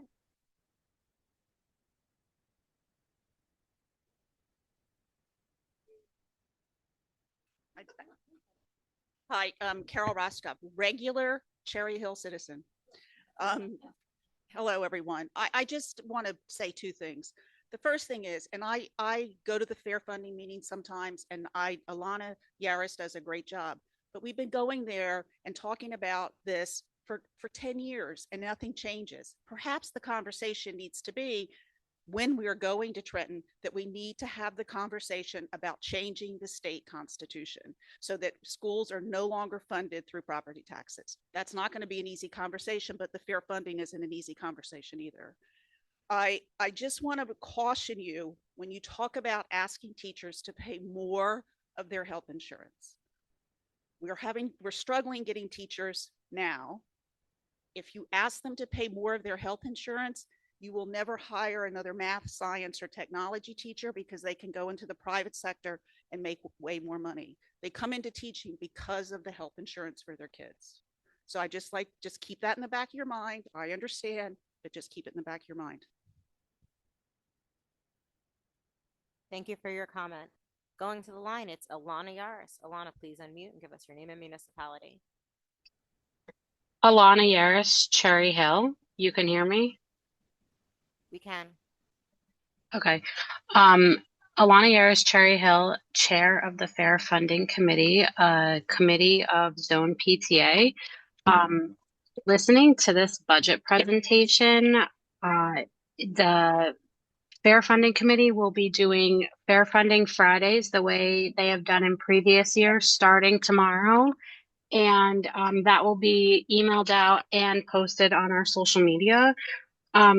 A $6.5 million cut in personnel sounds to me like 100 positions are being cut. I don't want to say that that is the number, as no numbers were given, but in my mind, it's at least 100 positions. And I think the Fair Funding Committee needs real numbers to be able to share with the state and our legislators to say, we have a district of 1,700 employees. We will have to cut X amount of personnel, which will give us a ratio of 1:8 instead of 1:7 adult to students, so that they understand that full implications of what these tax burdens mean, we had to pass the largest bond in state history because we were chronically underfunded for years and years. And the taxpayers said, well, if the state's not going to help us, we're going to help ourselves. And now the state is still not helping us.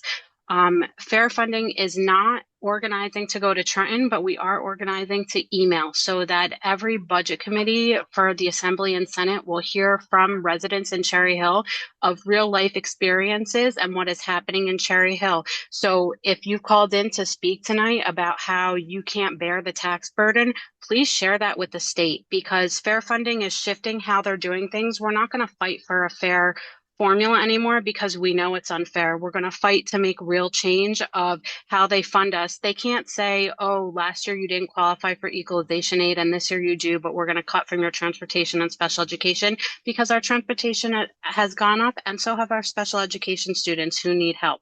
So the state is fudging the numbers and we know that. And so fair funding is going to take a hard look at the legislators who don't get back to their constituents and who put out emails that say we're supporting our districts and let us know how we can help. Because I've been the chair of the Fair Funding Committee for 3 years now. And when the state numbers came out 2 years ago, the day they came out, I called Melinda Kane and Lou Greenwald's office and I left a message because they were in Trenton. Well, it's been 3 years and I'm still waiting to hear back from them. So I've given up on our legislators and I've stopped electing them. They still get elected, but they need to do their business and help Cherry Hill instead of what they're doing right now. Thank you. Thank you for your comment. Going back to the room, is there anyone who'd like to make public comment this evening?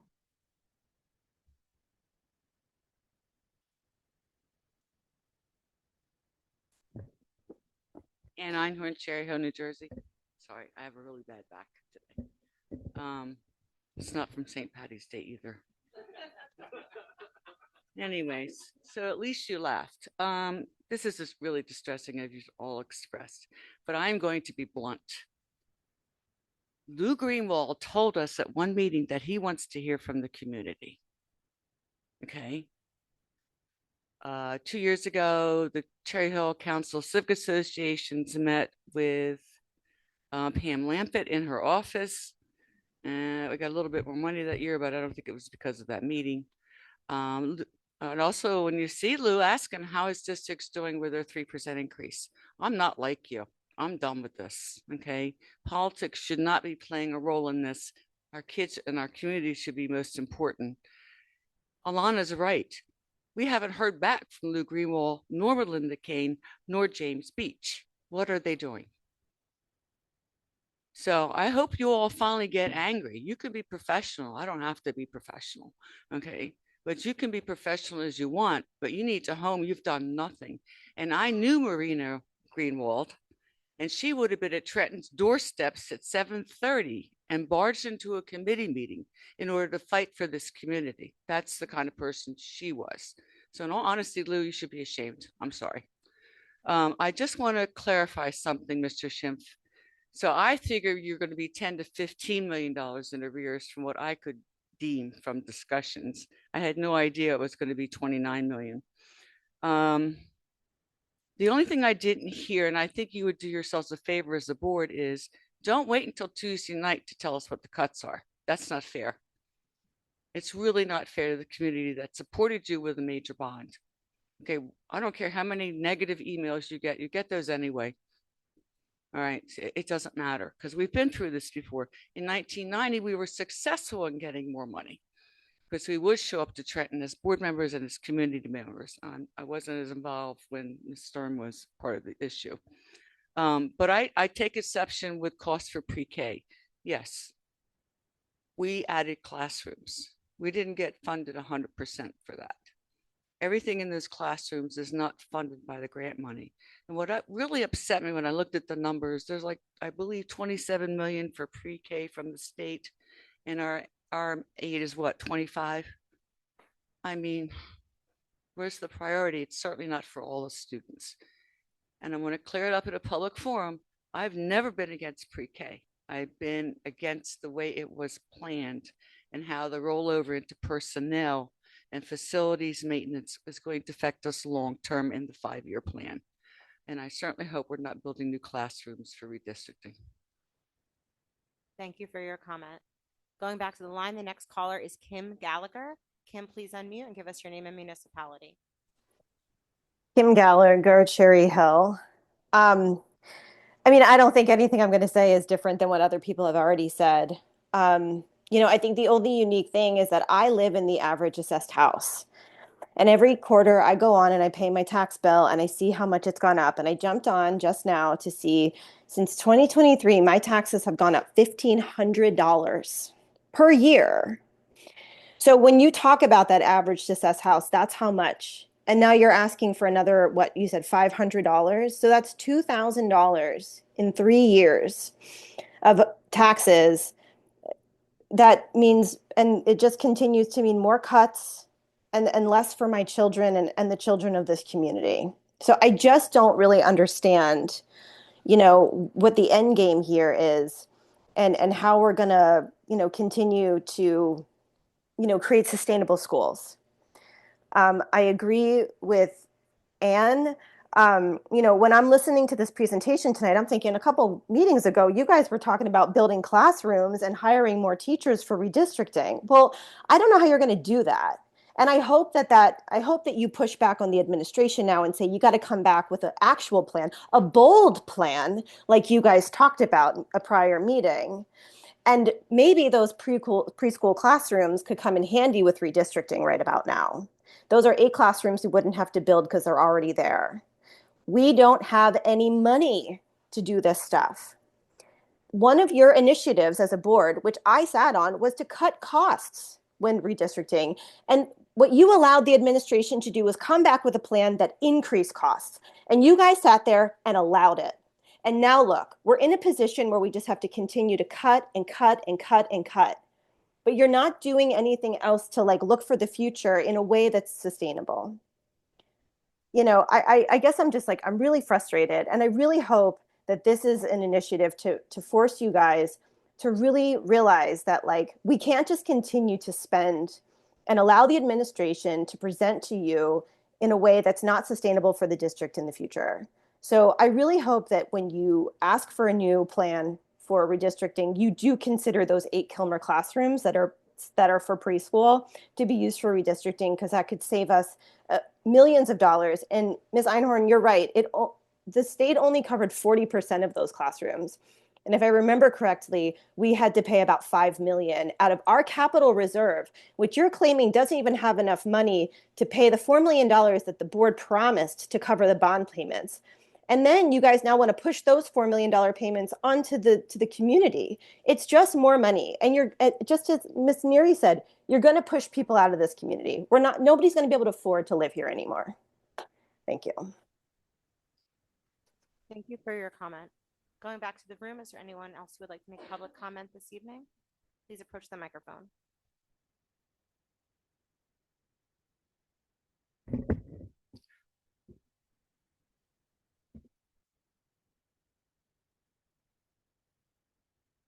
Okay, Rick Short, Cherry Hill. Wow, what an all-star lineup I'm following. Geez, past president, another past president, and then the great Kim Gallagher, who said you have to hold people accountable in this district, ladies and gentlemen. And I hate to jump on this. It's a very simple question. A couple of meetings ago, you guys approved a pedestrian crossing. Do you have any idea where in the town this pedestrian crossing is going? So you just approved something and you have no idea. And you're going to have a new budget coming up with the 7 point whatever. Do you have any idea? This is the most simplest, basic question in Cherry Hill. Do you have any idea how many administrators work in this building and work through the 18 schools? It's such a basic question to ask. And then to ask, well, what do other districts, other successful districts across the United States? If you drive by here, there's about 80 cars parked here. So we have about 80 people, maybe 75. I don't know exactly. Now let's move on to the most important thing, safety and security of our children, ladies and gentlemen. I want to thank Dr. Dean. I always have problems with your last name, sir. I'm sorry. Dr. Dean, for speaking up for safety and security. Ladies and gentlemen, Parkland happened 26 years ago.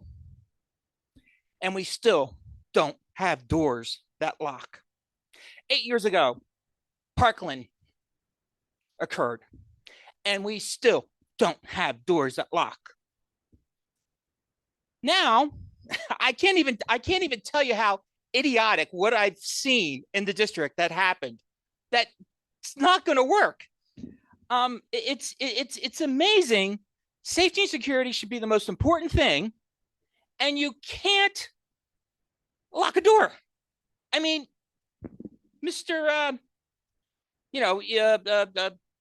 Vice President said before on 4/29/25 that safety, everyone on this board is concerned about safety. And then Dr. Morton said on 9/26/24 in a newsletter that he's also concerned about safety. How basic is it that you can't lock doors in certain schools? We know that two of the schools in the district you can lock properly, but you can't lock the rest in certain areas, but I can't say where it is. And then finally, the old Bullard question, right?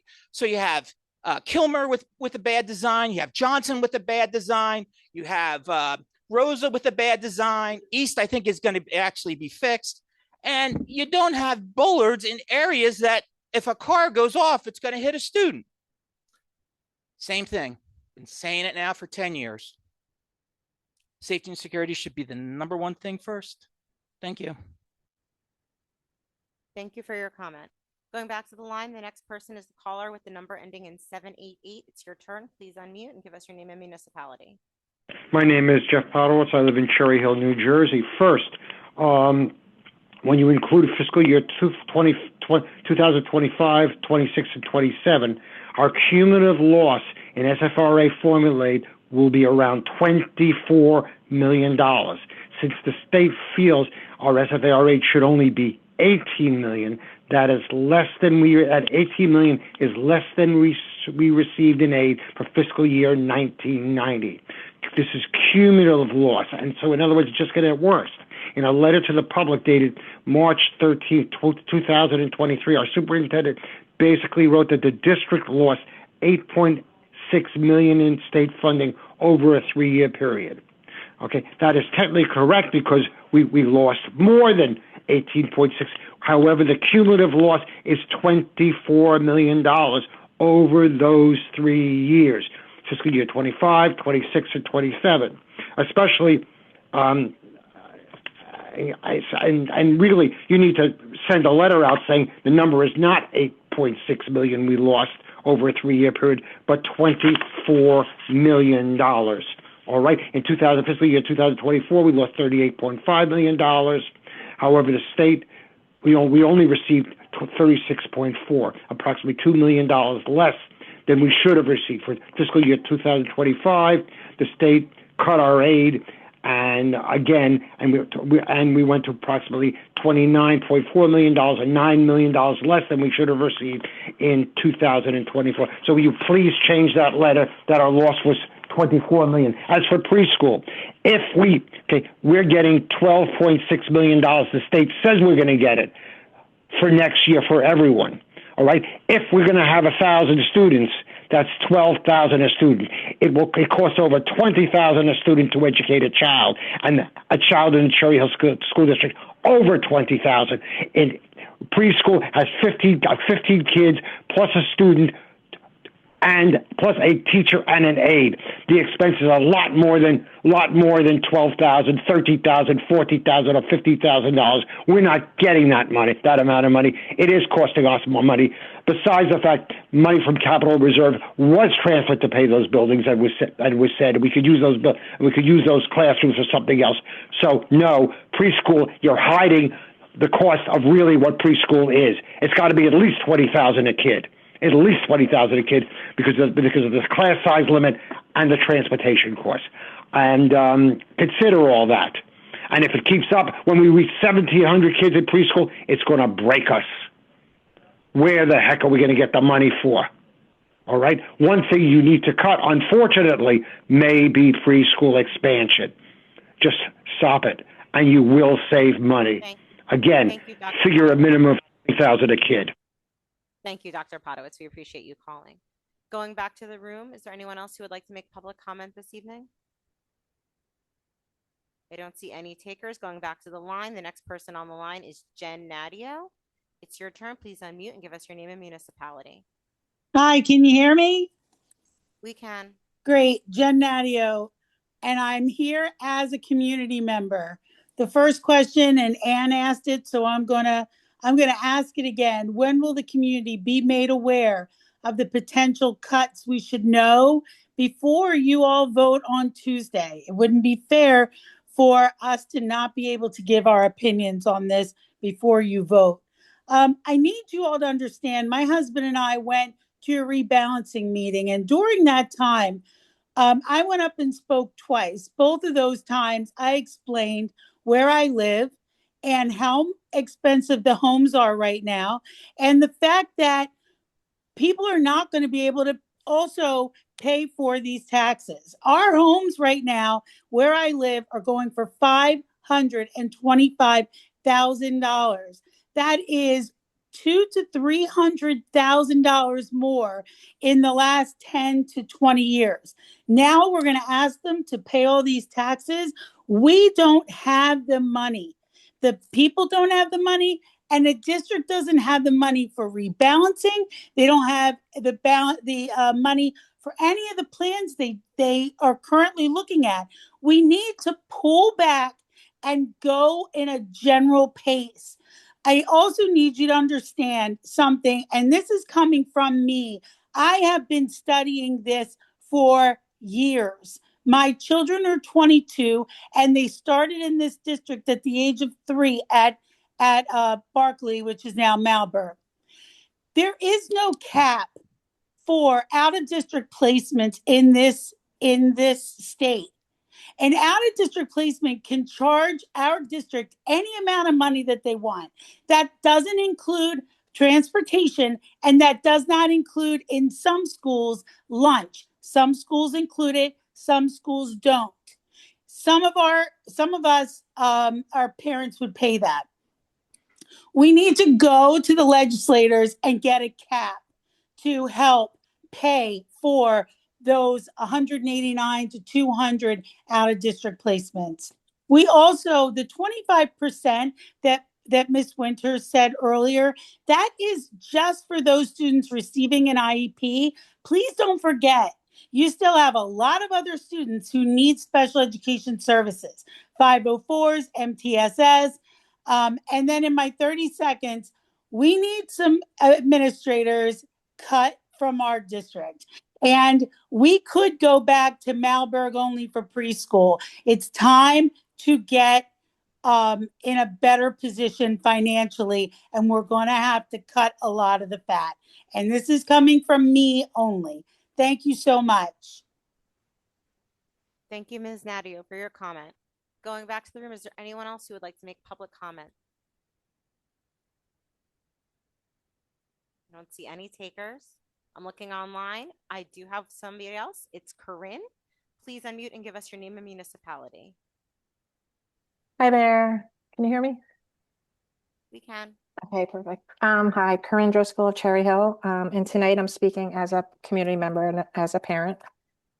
So as you move forward toward a vote next week, I think it's critical that the community clearly understands what is being proposed before any decisions are made. Transparency matters, especially when the impact is this significant.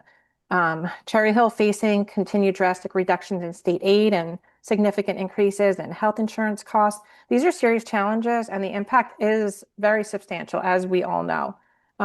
We also need to make sure that Trenton is hearing us. These continued reductions in state aid are not sustainable, and our students should not be the ones absorbing the impact.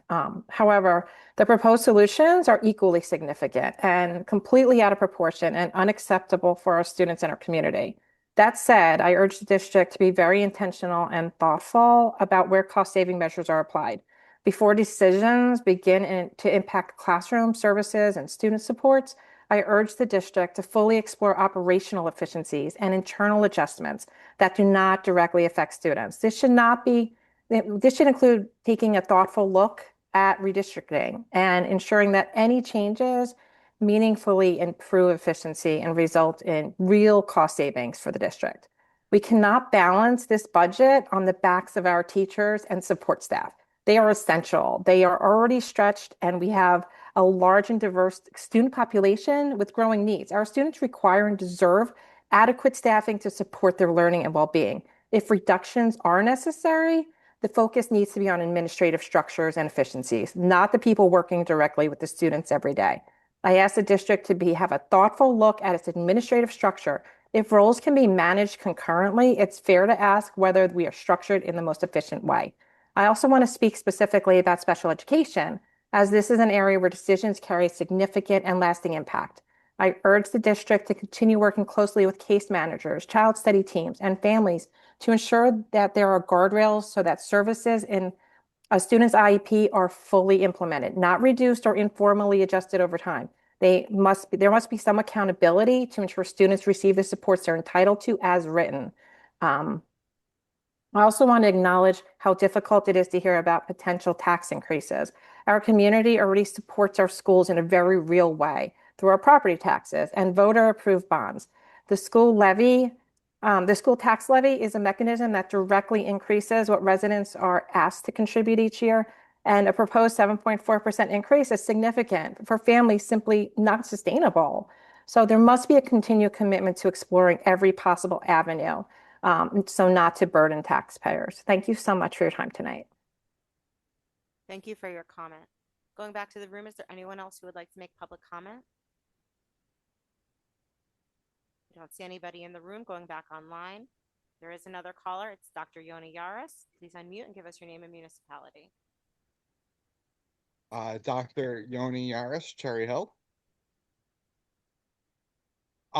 One is, first off, thank you so much, Mr. Shimp. This is definitely not the fun budget to have in your first go round for us, and I appreciate the detail that went into it, and the zero-sum approach. I want to pose this question. I think this is a question that we need to be asking at the state level: is why is our children in Cherry Hill education worth less to the state than children from elsewhere? Because that's what it seems to be every year. And I can say this, that where I work, my district is getting the full 6%, which means the state values the education of my students where I work more than they potentially value the education of my own children. And I think that is a major challenge that we need to be approaching the state about, that why are we valuing education differently based on where a child lives? I also agree that this 7 point, we are going to be taxing people out of Cherry Hill. You're already seeing everyone's raised a lot of concerns about the economics and things, but we are reaching at a point where we have out-taxed the tax base. And I also know when you don't have the revenue to cover the expenses, it creates very challenging situations. There is nothing easy about this. The one proposal I say, we looked at moving ourselves out of the state health benefit plan. I know some municipalities and elsewhere, from what I've read, vaguely have started to do that. Could that incur some more savings for us of the state benefit plan? Because there seems to be some challenges there.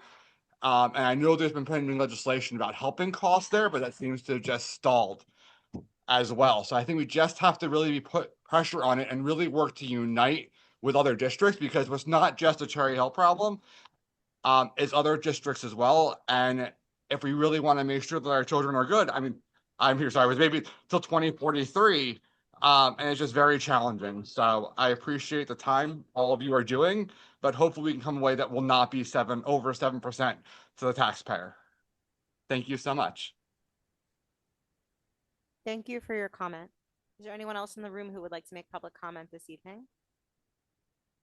We still don't see any takers. Looking back online, is there anyone online who would like to make public comment this evening? Just going to give it a minute.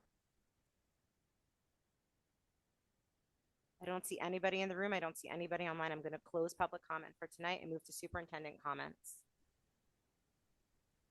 Thank you, Ms. Winters. Just a couple comments and clarifications for me as well. First and foremost, thank you to everyone who's come out, and thank you to everyone who's shared your comments. Definitely appreciate the candor and appreciate the honesty in which everyone has communicated. We absolutely recognize the magnitude of the moment and recognize the challenges that are before us. To Dr. Yaris's point, I have been in close communication with a consortium of local superintendents who are also facing massive budget shortfalls Many of those districts tapped into a tax levy incentive aid package last year and raised their taxes upwards of 20%, 25%, which is totally unreasonable and something our board actually did not want to do last year. And if you recall, that's one of the reasons why we reorganized our middle level program. But the truth is, in the last 3 years, the district has lost $8.6 million in pure dollars year over year. To elevate Mrs. Stern's point, during that time that Dr. Repillette visited the district, it seemed like the district had a couple years of positive increases in state aid. So perhaps that is a strategy for us to connect with our commissioner, who actually is responsible for the distribution of funds. The formula is clearly broken. The formula provides winners and losers. And what we're being told is that local incomes and local home values are up in Cherry Hill, and consequently, our taxpayers can bear more brunt of the burden for the schools. It's very challenging for our district, very challenging for our taxpayers, and very challenging for many residents across the state who are facing a similar circumstance. Just one clarification about enrollment balancing and the recommendation that we made. The recommendation was based upon where our increases were forecasted to come from, and the funds that we targeted using were funds from our interest earnings from the bond. So using those interest earnings from the bond are separate from the general budget and would not impact the tax rate at all. I thought we were clear about expressing that, but perhaps I need to go back and take a look at our talking points. But just to put it out there, the funds that we were targeting to use were from the bond interest earnings, and they would not accrue any tax burden on the community. With that being said, thank you to the board for your conversation, for the ongoing discussion. We will continue that conversation. Thank you, Mr. Schimpf, as well, for your diligence, your oversight, and for providing the fresh eyes. You've been communicating the need for us to level set and to balance the ship, so to speak, for many, many months now. And I think it's very appropriate that we do that. The reality is that we need to bring our operating costs down to where our revenue is. It's pretty clear where our revenue is and moving forward. And that's what we'll do. That's what we absolutely have proposed. With that, I'll say have a great night, everyone. Thank you again for your comments. Please come out on Tuesday and let your voices be heard as well. Have a good night. Thank you, Dr. Morton, and thank you to all the board members and community members who came out for this discussion tonight. We appreciate it. I'd like to make a motion to adjourn the meeting. Do I have a second? Ms. Manzano, all board members in favor? It's unanimous and the meeting is adjourned. Thank you.